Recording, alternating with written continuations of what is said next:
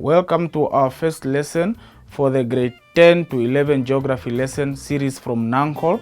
Our topic for today is river processes. My name is Eno Ankonga from Ella Du Plessis. I will be with you for this lesson. At the end of this lesson, you should be able to describe the characteristic of a river valley, longitudinal profile, describe the processes by which the river erodes its channel, name and explain the process by which the river transports its load.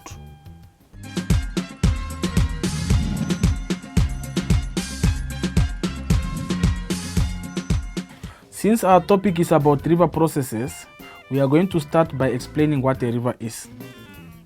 A river is a natural channel of flowing water originating from mountainous higher lying area toward lower lying areas such as sea or lake, as shown in the picture.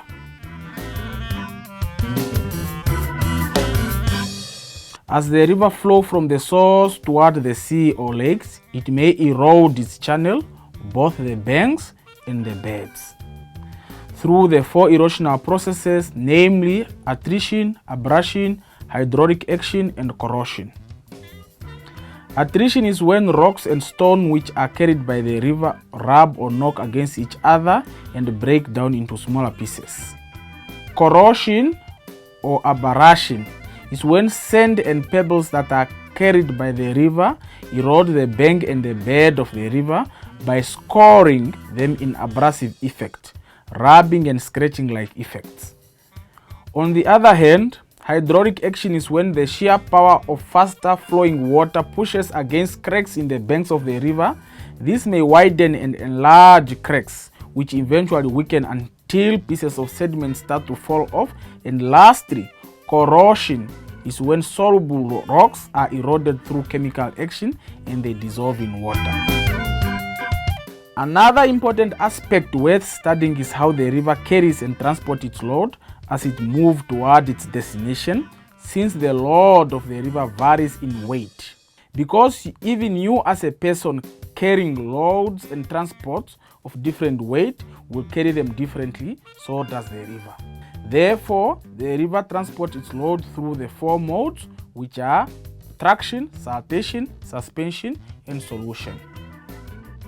Traction is when the heavier boulders are rolled along the riverbed as they move downstream, while saltation is when light pebbles bounce along the riverbed as they move downstream, and suspension is when light materials such as clay are carried within the flow of water, and the solution is when dissolved rocks are transported as a solution with water. Take note for corrosion. It is corrosion, while for transport is solution. It must not be used to mean the same thing. Higher lying mountainous areas are known as the source, while where the river is flowing to is known as the mouth. The section of the river channel from the source to the mouth of the river is therefore known as longitudinal or long profile of the river, while the section from one bank or edge to the other bank is known as the cross section of the river.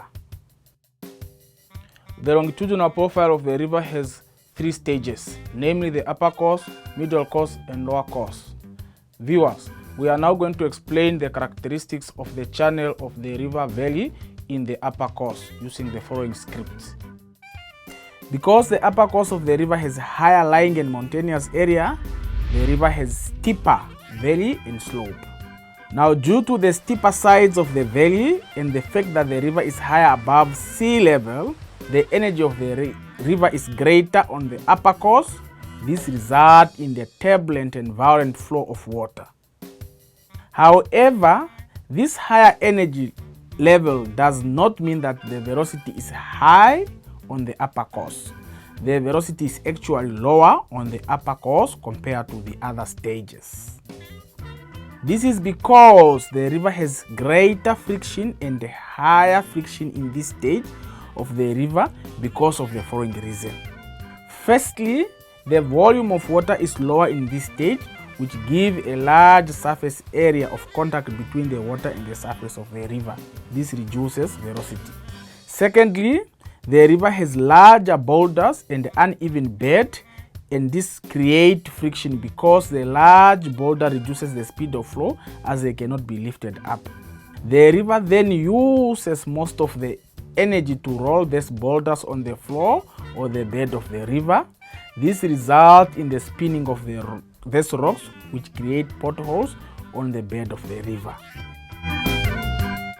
Now imagine a 30-year-old man carrying a 50 kg bag of cement and racing with a 7-year-old carrying nothing.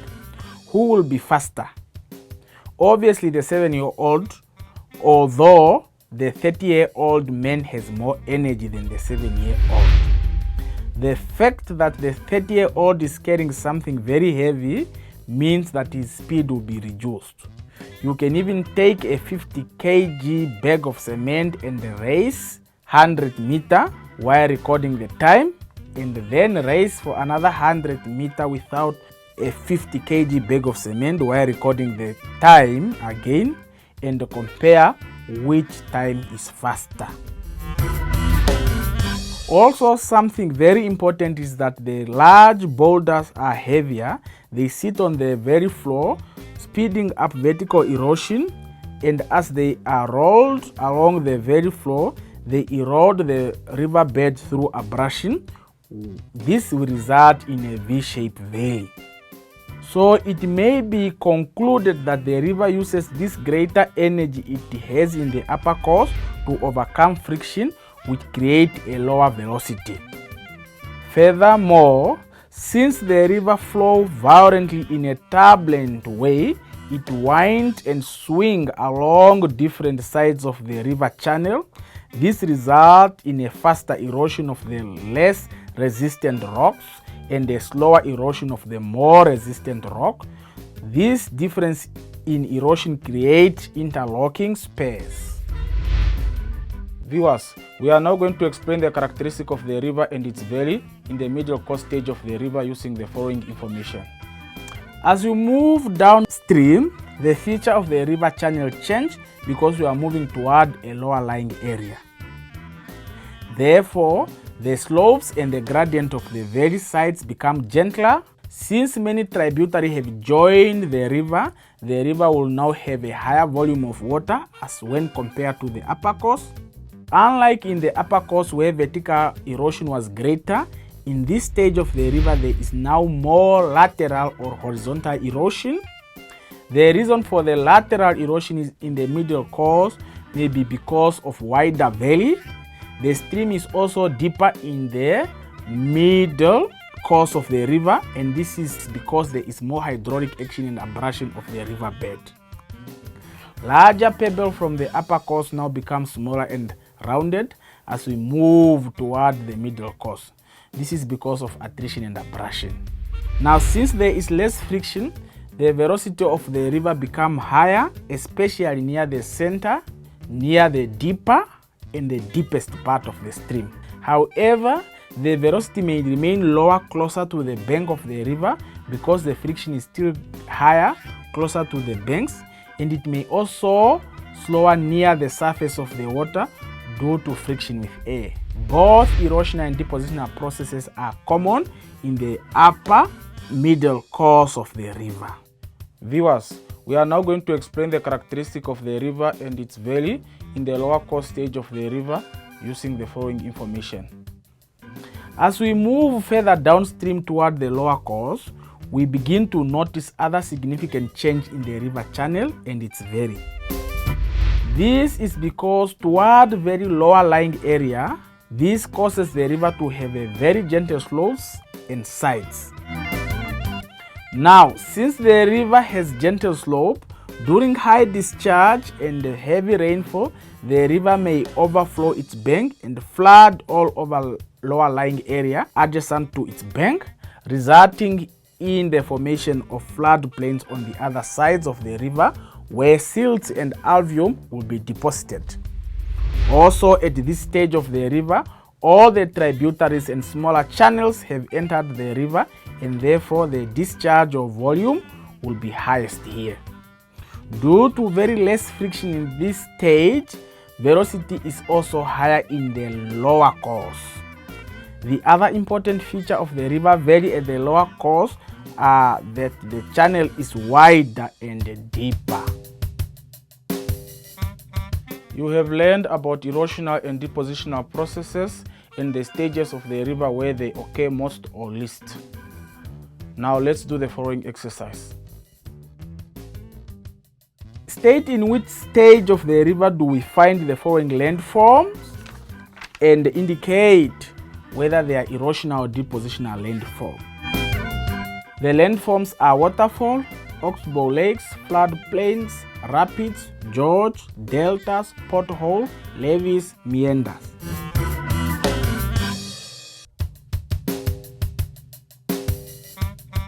Waterfall, gorge, potholes are found in the upper course and they are both erosional landforms.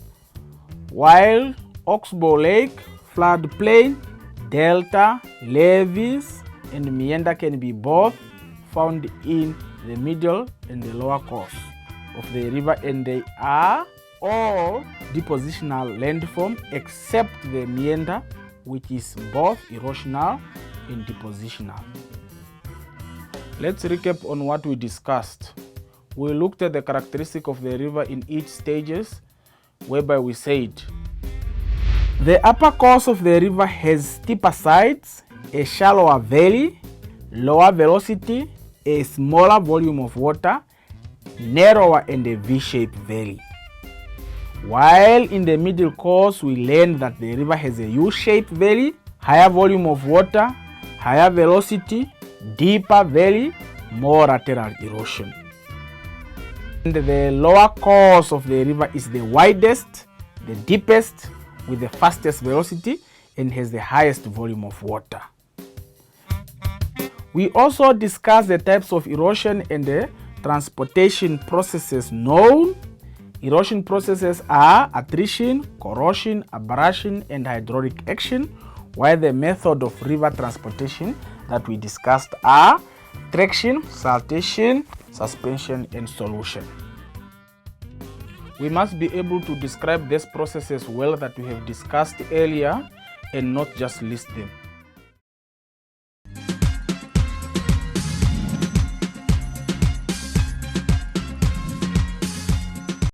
Thank you very much for your time, and again, until next time.